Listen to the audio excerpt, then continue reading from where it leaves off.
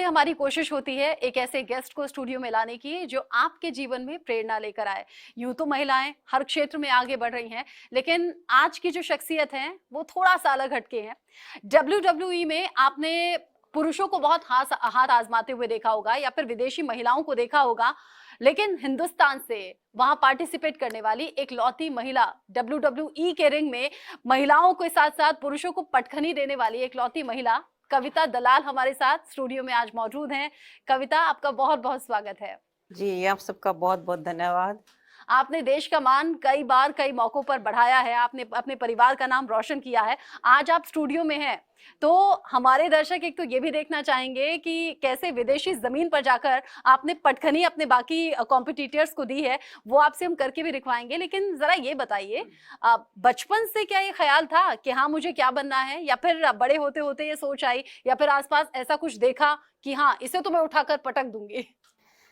देखिए, ये जो शुरुआत हुई, ये इसके पीछे एक बहुत गहरी सोच रही है मेरी शुरुआत से ही। मेरा जन्म हरियाणा में जींद डिस्ट्रिक्ट में एक गांव में बहुत ही मामूली से परिवार, मेरे पिताजी किसान हैं। तो उस परिवार में मेरा जन्म हुआ और जो गांव का जो इलाका था और वहाँ की जो लोगों की सोच थी, जो महिलाओं में और पुरुषों में जो भेदभाव की जो भावनाएं और वो चीजें जो मैं अपने अगल बगल देखती रही हूँ, तो वो चीज मुझे बड़ा परेशान करती थी बचपन से ही। और मैं अपने आप से ये सवाल किया करती थी कि ऐसा मतलब भेदभाव क्यों, लड़कियों के साथ ही ऐसी पाबंदियां क्यों कि भाई लड़की आप तेज मत हंसो या लेट तक बाहर मत रहो।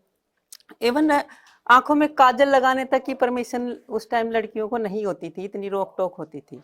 तो मेरा वहां पे ऐसे दम घुटता था कि मुझे कुछ करना है, मुझे मतलब इस सिस्टम को बदलना है, मुझे यहाँ से बाहर निकलना है और बाहर निकलकर कुछ ऐसा दम घुटता था उदाहरण। मतलब अंदर गुस्सा आता था, और बिना गुस्से के तो आप किसी को पटक नहीं सकते। बिल्कुल।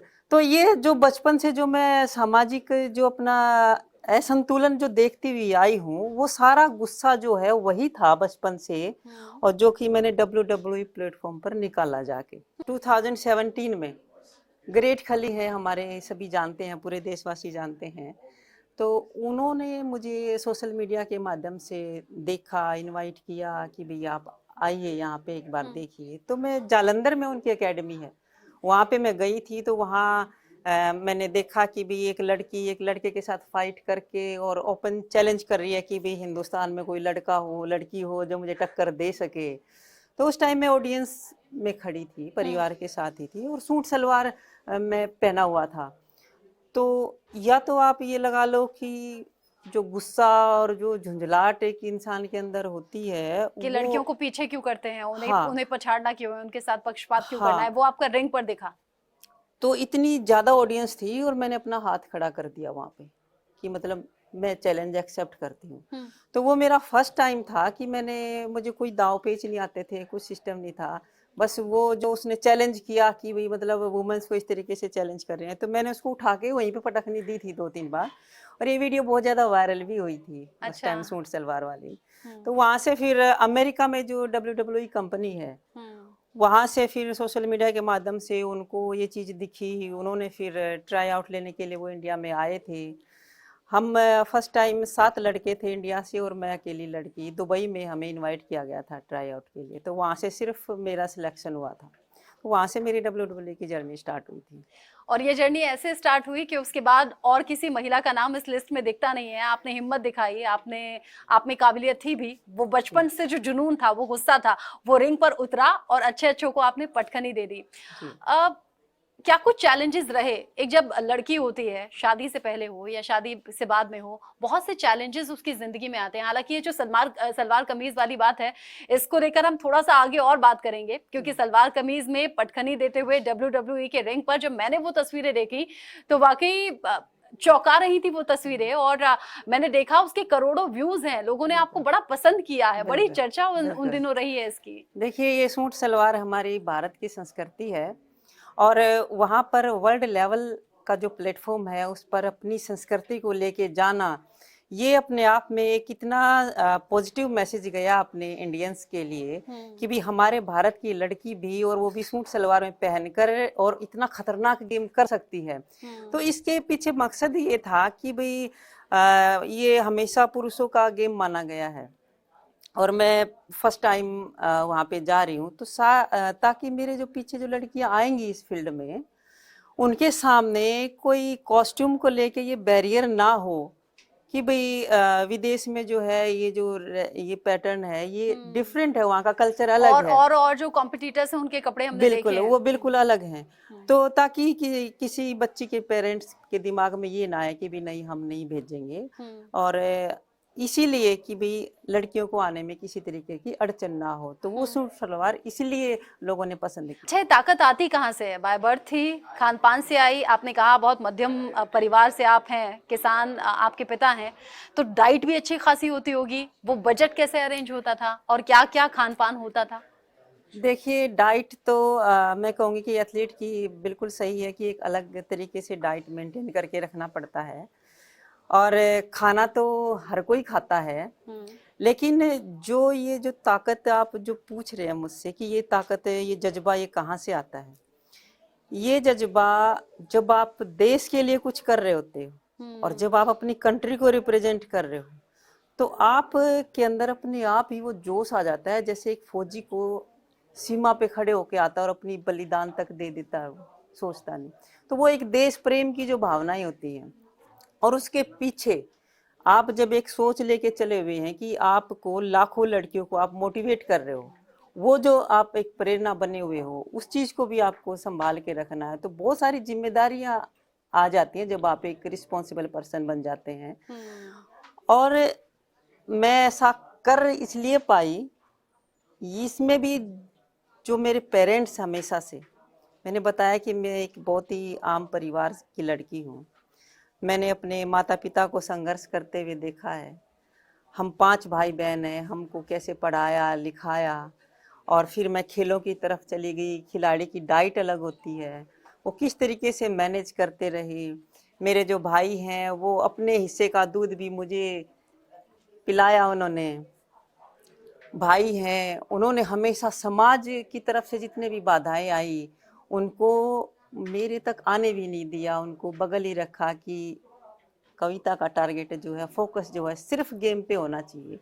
तो वो जो आपके अगल बगल जो योगदान होता है वो आपको कई बार दिखाई नहीं देता, लेकिन उसी की बदौलत आप आगे बढ़ पाते हैं।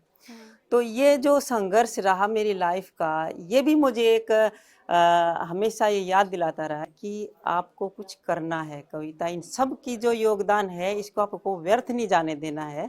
जी तोड़ के दिन रात खून पसीना बहा है उसके लिए। कुछ अलग डाइट तो रहती है, जैसे आपने बिल्कुल। कहा कि देखिए, अगर डाइट हमेशा मैंने देसी डाइट जो अपनी होती है, दलिया है, हलवा है, फल फ्रूट हैं, सब्जियां हैं, इन पे मैंने ज्यादा फोकस किया। अच्छा। दूध है, मैं दिन का 5-5, 6-6 लीटर दूध पानी की तरह पी जाती थी। जी। और आपकी बातें सुनकर मुझे लग रहा है कि वाकई हरियाणा की छोरियां जो हैं वो छोरों से कतई कम नहीं हैं, और बिल्कुल। आपने ये दिखाया है सिर्फ नेशनल लेवल पर ही नहीं बल्कि इंटरनेशनल लेवल पर भी। आपने कहा कि संघर्ष याद रहा, परिवार वालों का योगदान याद रहा, जो सपोर्ट था उससे ताकत रही, देश को रिप्रेजेंट करने की ताकत रही। कभी कभी तो कंपटीशन का रिजल्ट पॉजिटिव नहीं रहता होगा, तो निराशा भी होती होगी, मन टूटता होगा? देखिए, इसमें जो पूरे 24 घंटे में आप किसी मान लें कि इवेंट के लिए आप तैयारियां कर रहे हैं, और मेहनत कर रहे हैं उसके लिए बहुत ज़्यादा, और उसके बावजूद भी अगर आप फेल हो जाते हैं, अगर आप सिंसियर हैं अपने गेम के प्रति, तो उस हार से आप डिमोरलाइज नहीं होगे, उस हार से आप सीखोगे। वो हार आपको ये सिखाती है कि हाँ, यहाँ पे ये कमी रही, और अगले इवेंट में आप उस कमी को सुधारने के लिए पूरा साल लगा देते हो। तो इसमें निराशा नहीं होनी चाहिए। मैं बाकी खिलाड़ियों को भी यही कहना चाहूंगी कि इसमें निराश कभी नहीं होना चाहिए। बल्कि अपनी कमियां आप ढूंढिए हम्म। और उनकी तैयारियां करिए। कुछ चैलेंजेस, ये तो शादी से पहले की बात हो गई कि फैमिली सपोर्ट कर रही है और आस पड़ोस के लोग कह रहे हैं अरे क्यों इन्वेस्ट करना या फिर क्यों मेहनत जी करवाना, शादी होगी दूसरे घर चली जाएगी। ये दूसरे घर में अगर सपोर्ट नहीं होता तब तो कविता दलाल यहाँ तक नहीं पहुँचती। दूसरे घर में यानी कि मेन, मैं हस्बैंड के बारे में बात कर रही जी हूँ। जब मैं आपके बारे में पढ़ रही थी तो ये था कि जब शादी हुई, बच्चा हुआ, तो आपने सोचा ठीक है बस अब करियर पर यहीं ब्रेक लग गया है। हस्बैंड ने आपको आगे बढ़ाया, हस्बैंड खुद आपके जी स्पोर्ट्स में रहे हैं। बिल्कुल, वो स्पोर्ट्समैन हैं और उन्होंने बहुत योगदान दिया है, सहयोग दिया है, हमेशा मोटिवेट भी किया है। और देखिए ये बात मैं ज़रूर कहूँगी कि जब तक आपकी खुद की इच्छा नहीं होती, तब तक आपके पीछे चाहे कितनी बड़ी ताकत खड़ी हो, वो आपको बना नहीं सकती। इसमें आपकी खुद की इच्छा, लगन बहुत ज़्यादा ज़रूरी है। वो मेरे अंदर हमेशा से रही, कुछ नया, कुछ अलग करने की। और उसी हौसले को देखकर हमेशा जैसे शादी से पहले सपोर्टिव रहा और शादी के बाद भी उन लोगों ने बहुत ज़्यादा सपोर्ट किया। जब खली से आप पहली बार मिली थी, क्या इंस्पिरेशन मिली थी, कैसे आपका हौसला बढ़ाया था खली ने? उन्होंने जैसे भी एक स्ट्रॉन्ग पर्सनैलिटी देखी तो उनको देखते ही अंदाज़ा हो गया था कि हाँ भाई ये लड़की जो है, जो सैकड़ों लोगों के बीच में अपना हाथ खड़ा कर रही है, वही फर्स्ट टाइम, तो लड़की में मतलब है कुछ करने की। तो इसलिए उन्होंने मुझे आगे बढ़ाया उसमें। लेकिन हर लड़की इतनी हिम्मत नहीं कर पाती है। इसकी वजह बहुत सारी हैं। लड़कियां करना चाहती हैं लेकिन उनको अपॉर्चुनिटी नहीं मिलती। मैं अपने आप को भाग्यशाली समझती हूँ कि मुझे ये अवसर मिला। लेकिन जो बाकी लड़कियां हैं उनको अवसर दिलाने के लिए, उनका अवसर किस तरीके से मिले, ये चीज़ों का मेरा हमेशा से प्रयास रहा। और उन लड़कियों के लिए मैंने एक अभियान भी अभी चलाना शुरू किया है, रानी लक्ष्मीबाई, ताकि मैं हर लड़की को मोटिवेट कर पाऊँ कि भाई एक जैसे समाज में हर बार उनको सुनने को मिलता है कि लड़कियां कमज़ोर हैं, या हम ये कह दें भी हाँ भाई लड़की आप भी कर सकती हो, कर सकती हो, इसी में वो झलक जाता है कि हाँ भाई ये कमज़ोर पार्ट है, इसको उकसाने की ज़रूरत पड़ रही है। लेकिन मेरा हमेशा ये रहा है कि लड़कियां हर फील्ड में समर्थ हैं, बस उनको एक सपोर्ट की ज़रूरत है। और लड़कियां लड़कों से कम कतई नहीं है, ये तो मैंने CWA के रिंग पर देख लिया जब आपने एक पुरुष को भी उठाकर पटका है और आपने वो चैलेंज किस तरीके से कई बार एक्सेप्ट किया है और उसे प्रूव भी किया है। लेकिन मैं जब आपके कुछ वीडियोस देख रही थी, हालांकि WWE का जो वो रिंग देखते हैं, कई बार रोंगटे खड़े हो जाते हैं, कई बार एक्साइटमेंट इतनी ज्यादा हो जाती है कि पता नहीं अगले पल क्या हो जाएगा। ये हार्ड केडी नाम किसने दिया, कैसे इसकी शुरुआत हुई, और जब विदेशी सरजमी पर हार्ड केडी नाम से बुलाया गया तो कैसा लगा? देखिए हार्ड केडी इसलिए ग्रेट खली सर ने मुझे ये नाम दिया था और उन्होंने बहुत टाइम तक वॉच किया, क्योंकि मैं लड़कों के साथ ट्रेनिंग करती थी। एक दो लड़कियां और थी वहाँ पे जो ट्रेनिंग करती थी। अब मेरा क्या रहा है कि शुरुआत से ही मुझे 100% देने की हमेशा वो रही है। अभी कोच ने आपको कुछ दे दिया कि भाई आपको इतना वर्कआउट करना है, तो मैं उससे ज़्यादा करने की हमेशा कोशिश करती हूँ। तो खली सर तो ऑफिस में ही बैठ के वॉच करते थे, बाकी लड़कों के साथ जैसे किया। अब लड़के भी जो है थोड़ा सा चीटिंग कर रहे हैं कि हाँ सर देख नहीं रहे हैं, तो इस तरीके की प्लेयर कई बार मस्ती मजाक में कर लेते हैं। लेकिन मैं हमेशा वर्कआउट के टाइम ना मजाक मुझे पसंद, ना ज़्यादा बातचीत पसंद, हमेशा सीरियस होकर उस वर्कआउट पे ध्यान देना है। आपकी मसल्स कौन सी एक्टिव है, किस पे लोड जा रहा है, वो सब चीज़ें उसी पे मेरा फोकस रहता था और ये होना भी चाहिए। तो यही सारी चीज़ें देख के वो वॉच करते थे कि ये देखो कि कविता पूरा कर रही है, फुल स्कोट करनी है, लड़के जो हाफ में उठ के पूरा कर रहे हैं, मैं फुल जाती थी। तो ये चीज़ें देख के उन्होंने मुझे नाम दिया था ये हार्ड केडी। आज की डेट में आप एक बेटे की माँ हैं और कुछ वीडियोस मैंने आपके देखे वर्कआउट करते हुए, आप अपने बेटे के साथ भी वर्कआउट करती हैं। बेटे को क्या बनाना है बड़े होके? मैं उसके ऊपर थोपूंगी नहीं कि मैं उसको खिलाड़ी बनाऊं या फिर पढ़ाई में ही डालूं। खिलाड़ी माँ बाप है तो बेटा खिलाड़ी नहीं होगा क्या? बिल्कुल बिल्कुल हो सकता है, संभावनाएं हैं। उसकी हाइट भी बहुत अच्छी निकल रही है, इनके फादर हैं वो भी 6 फीट 2 इंचेज हैं और वो काफी अच्छा है, खेल में ज्यादा इंटरेस्ट है। अब वो उस देखना पड़ेगा, वो तो आगे जाके किस चीज में ज्यादा एक्टिव है। काफी इंटरेस्टिंग बातें आपसे हो रही हैं हार्ड केडी। जी। कुछ हमारे साथ लोग भी मौजूद हैं, उनसे हम बात करेंगे। कई लोग सवाल भी आपसे पूछना चाहते हैं, लेकिन पहले आपके बड़े भाई से मैं रिएक्शन लूंगी। कैसा लगता है बहन जब सिर्फ नेशनल नहीं इंटरनेशनल कंपटीशन में भी पार्टिसिपेट करे और चर्चा सिर्फ देश नहीं बल्कि दुनिया भर में हो? सभी दर्शकों को और चैनल को मेरा नमस्कार। तो मुझे बहुत अच्छा लगता है, और ये तो हमारे देश का गौरव है। और आज जो ग्लैमरस ये चीज़ें और सफलता जो आप लोग देख रहे हैं, इसके पीछे कितना हार्ड वर्क है और क्या क्या आप कठिनाइयों से पार करके आए हैं, ये कविता ने जैसे बताया। तो आज हम गर्व करते हैं कविता पे, और पूरा देश इन पे गर्व करता है। देखो, ये हर भाई को ये करना चाहिए, और मैं तो सभी को यही कहना चाहूँगा कि लड़कियों को जो आप मौके दोगे तो आपको कभी निराश नहीं करेंगी, आपका मान बढ़ाएंगी। यहाँ कुछ बच्चे मौजूद हैं जो आपसे सवाल करना चाहते हैं। और मैम, जब आपने बताया कि आपने लिफ्टिंग और एशियंस गेम वगैरह खेल रही थी, जब आपको WWE में जाने को बताया फैमिली को, तो फैमिली का रिएक्शन क्या था? ऐसे खतरनाक प्लेटफॉर्म पे आप जा रहे हो। देखिए, फैमिली उसी फैमिली में से मैं निकली हूँ, और मैं जब पूरी निडरता के साथ आगे बढ़ती हूँ तो जाहिर सी बात है कि मेरे पेरेंट्स भी इतने मजबूत और वही शिक्षा मुझे दी होगी, और उन्होंने ही मुझे मिली है। तो पेरेंट्स का कभी मेरे लिए कभी ये नहीं रहा कि भाई वहाँ नहीं जाना है। वो हमेशा ये कहते रहे हैं कि भाई बढ़ो, आगे बढ़ो, मेहनत करो, ईमानदारी से करो। मेरी माँ को तो मैं ये कहना चाहूँगी कि आज तक भी मेरी WWE की जो फाइट है वो देख नहीं पाती है, वो डर जाती है कि कितनी चोट लगती है, कैसे पटक रहे हो तुम लोग, वो देख नहीं पाती है। लेकिन बड़ा गर्व महसूस करते हैं वो कि हमारी बेटी ने जो है हमारे गांव का, हमारे जिला का, हमारे प्रदेश का, हमारे देश का नाम रोशन किया। वो प्राउड फील करते हैं। मेरे पिताजी हैं, जब भी घर पे कोई मिलने आएगा और मेरे बारे में बात करेगा, पिताजी के आंसू निकल आते हैं, इतना प्राउड फील करते हैं। मैम, मेरा क्वेश्चन ये है, जैसे आपने बताया कि आपके शुरुआती दिनों में बहुत मुश्किलों का सामना करना पड़ा था कि जो लोग होते हैं लड़कियों को बाहर नहीं निकलने देते, तो उनको लगता है कि लड़कियां जो है बस किचन तक ही सही हैं।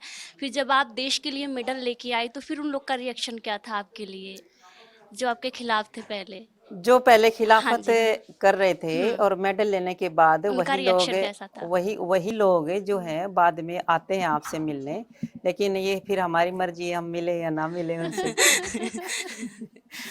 लेकिन मैं आपको एक बात कहना चाहूंगी, आप एक लड़की हैं, और सभी पेरेंट्स को मैं ये कहना चाहूंगी कि हम लड़की को जो शिक्षा देते हैं, और समाज में भी ये कहते हैं कि लड़की को जो है संभल के रहना चाहिए, कभी उसके आप देखेंगे कपड़ों पे कमेंट्स होंगे, कभी कुछ। लेकिन मैं पेरेंट्स को ये कहना चाहूंगी कि क्या आप कभी अपने लड़कों से कभी आपने पूछा है कि भैया आप लेट क्यों हैं, कहाँ थे, क्या कर रहे थे? क्यों नहीं पूछते आप अपने लड़कों से? अगर आप ये शिक्षा लड़कों को दें कि भाई आप अपनी बहन को सुरक्षित रखना चाहते हैं, हर भाई चाहेगा कि मेरी बहन को कोई कुछ बोले ना, तो क्या आप सेम किसी दूसरे की बहन के साथ व्यवहार करते हैं? अगर आप चाहते हैं मेरी बहन सुरक्षित हो, तो आपको दूसरे की बहनों की, महिलाओं की भी सुरक्षा करनी पड़ेगी, उनकी भी इज्जत और सम्मान करना पड़ेगा। तो ये शिक्षा की कमी है हमारी ज्यादातर समाज में। हम लड़कों को पूछते ही नहीं है। लड़कों को इतनी आजादी है, लड़कियां जो है पढ़ाई भी करेंगी, सुबह शाम तक काम भी करेंगी, लड़का बेड पे बैठा रहेगा, उसको क्यों नहीं जिम्मेदारियां सिखाते हैं आप? तो यहाँ घर से शुरुआत होती है कोई भी। तो अगर आप ये शिक्षा अपने लड़कों को दें तो लड़कियों को ये बताने की जरूरत नहीं है कि तू कमजोर नहीं है। हम महिलाएं देश की आधी आबादी है। बहुत सी महिलाएं ये सोचकर कि नहीं ये मुझसे नहीं हो पाएगा, ये मैं नहीं कर पाऊंगी। आज उन महिलाओं को हार्ड केडी का क्या संदेश है? आपने इम्पॉसिबल को पॉसिबल कर दिखाया है और इकलौती आप हैं ऐसा करने वाली। देखिए, मैं ये कहूंगी कि सिर्फ अवसरों की कमी है और महिलाओं में कमी नहीं है। आज तक जितनी भी महिलाओं को मौका मिला है उन्होंने ये साबित करके दिखाया है और देश के तिरंगे को लहरा के दिखाया है। एक इतिहास रचा है। हर महिला ने अपने अपने फील्ड में एक इतिहास रचा है। और महिला जो हम कहते हैं कि आधी आबादी, लेकिन आप इस बात को इनकार नहीं कर सकते, बहुत सारी नीतियां, हर बात में हम बोलते हैं कि हमारी महिलाएं जो है बहुत आगे बढ़ रही हैं, बहुत कामयाब हो रही हैं। उसके बावजूद समाज का जो नजरिया है वो उस नजरिए में हमारी महिलाएं हमेशा पीछे धकेली जाती। जो पुरुष वर्ग है मैं उसको ये कहना चाहूंगी कि आपको सपोर्ट करना है। देखिए समाज दो पहिए हैं, एक महिला वर्ग है एक पुरुष वर्ग है। अब ये बेचारा कमजोर है तो पुरुष वर्ग को सपोर्ट करना चाहिए और हम ये शुरुआत घर से कर सकते हैं। आप भाई हैं, आप अपनी बहनों को आगे बढ़ाएं, कोई मैरिड है वो अपनी पत्नी को आगे बढ़ाए, उनको सपोर्ट करे, तो अपने आप ही समाज मजबूत हो जाएगा। आप अपने बच्चों को अच्छी शिक्षा दें, लड़कों को भी बराबर शिक्षा दें, लड़की को भी बराबर शिक्षा दें, लड़के को समझाएं कि आपको महिलाओं का कैसा आदर मान करना है, सम्मान करना है, तो ये चीजें अपने आप ही खत्म हो जाएंगी। ये कोई सरकार थोड़ी ना, हम हर बात बोल देते हैं कि सरकार करेगी या ये करेगा, सरकार थोड़ी ना आएगी हर जगह घर पे। तो ये चीजें तो हमें खुद अपनी जिम्मेदारी खुद भी तो निभानी पड़ेगी कविता ना। दलाल ये कह रहे हैं कि मुझे फैमिली का सपोर्ट मिला, मुझे ससुराल का सपोर्ट मिला, हस्बैंड का सपोर्ट मिला, मुझे सपोर्ट मिला और मैं आगे बढ़ी। ऐसी ही देश की आधी आबादी यानी कि हम महिलाएं भी आगे बढ़ सकती हैं, बस थोड़ा सा पुश करने की और सपोर्ट करने की जरूरत है। आप हमारे स्टूडियो में आई कविता दलाल, आपने अपने अनुभव शेयर किए, हम महिलाओं के लिए प्रेरणादायक आप हैं और आपने कई अपने अनुभव शेयर करके उन महिलाओं को प्रेरणा पहुंचाई है, उन्हें दी है। आप आई, आपका बहुत बहुत शुक्रिया।